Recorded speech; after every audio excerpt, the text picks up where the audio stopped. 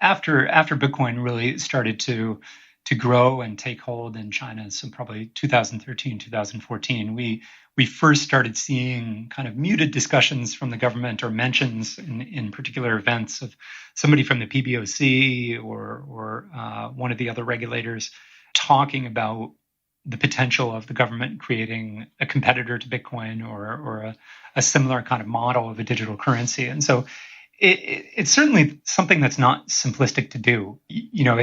It's one thing when you have a platform like an Alipay that's controlling a certain percentage of all of the money in China. There's a certain percentage of the money that goes through the Alipay or the WeChat Pay platforms.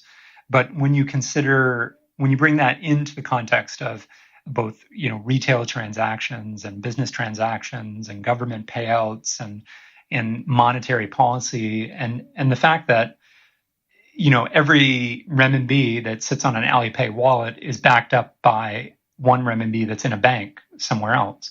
And so the government can print more money or it can, collect more of the money and take money off the market. But with the central bank digital currency, that all has to be handled digitally. And so the challenges around that, I completely agree. The end user adoption, for most people, they probably wouldn't even notice the difference. If tomorrow Alipay and WeChat Pay integrated a central bank digital currency, most people wouldn't see the difference. The front end is still the same. You're still swiping the QR code. Everything else is happening just on the back end. And so I think that it's more the dynamics on the back end that are challenging to overcome. So how do you deal with those issues of monetary policy? How do you ensure the monetary supply is neither here nor there? It's really much more complicated on the back end for the government to kind of enable a system like that. And then rolling it out as well. I mean, we saw a couple of years ago when India tried to demonetize, the country was in shambles for a week as banks were taking money off the market and certain bills were no longer accepted.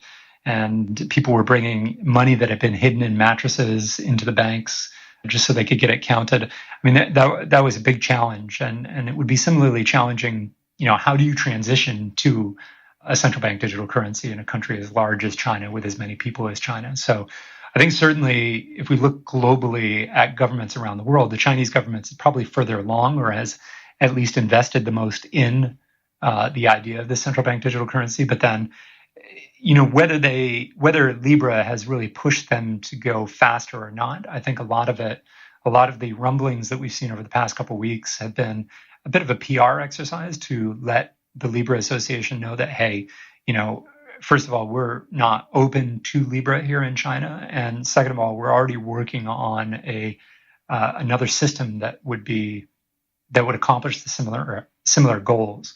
So, I think certainly the government is working towards that end, and eventually will go in that direction.